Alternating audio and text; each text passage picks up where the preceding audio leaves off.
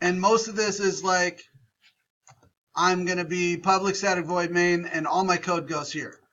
And since we've been using Repellent, a lot of this is I'm going to run a different file, right? And I'm going to call file name .main. And we run file name .main, and we put args in, and we're good to go. It runs. So now we're going to find out what that actually means.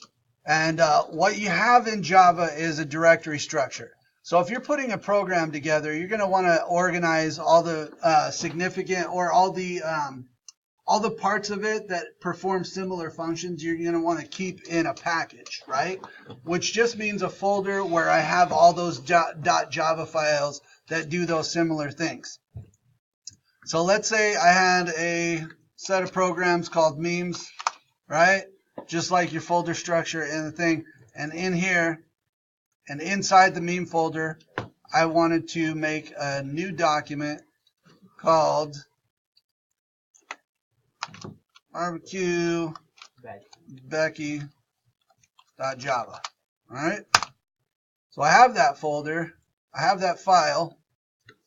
And I'll do public class barbecue Becky public static void. And instead of main, I could call this something else, right? Because it's no longer, there's usually only one main file in a program, or one main method in a program, and it'll be in that main first introductory, the one .java file that kind of starts everything up. So public static void, and let's call this one call 911. And then I can just go, let's just do something simple. I'm being harassed. All right? Put an exclamation point on it because she was super stressed out. And then we'll just save that. So I'll save these files. And so from here, I should be able to go memes dot barbecue Becky.java. No, barbecue Becky dot call 911. So if I do that, I'm going to get an error because it can't find that. And the reason is this folder structure is fine and everything over here with my barbecue Becky inside of main, but I didn't tell Java that we were inside of that file. And the way I do that is to create a package called memes, right? So I'll say package memes. And that just tells Java that this barbecue Becky is inside the folder memes, right? So if I save this, and then I run this guy again, it actually prints for me. Okay? And then I can set up even more folder structures. I can go inside memes, I can create another folder. Thank memes, right?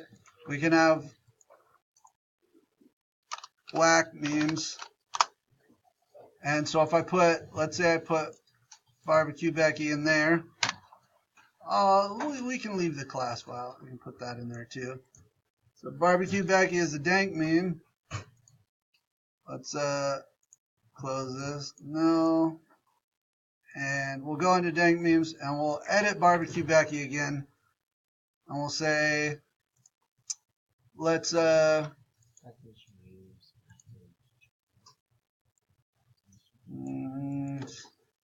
and let's just go,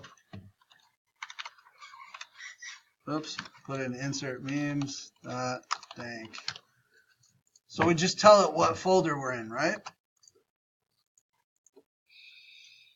So I could say memes.dank, and we can do that. And that folder structure can get as deep as you want. And the reason, look, so as long as you know that it works that way, you don't need to go super in depth into the how and why. The only reason we need to know that right now is because if I go to let's go to desktop, and I'll find my Notepad Portable, right? If you go into the JDK, you have the source files for Java, right? And if you're going to, so there's your Java source file. And remember that every single thing you're going to use in this class is going to be a subclass or a sub package of Java, right? There's the Java package right there. That's your directory.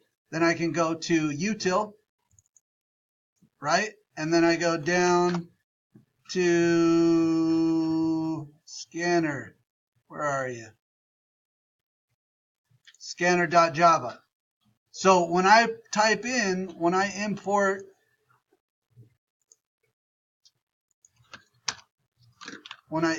import java.util.scanner, right? I'm actually going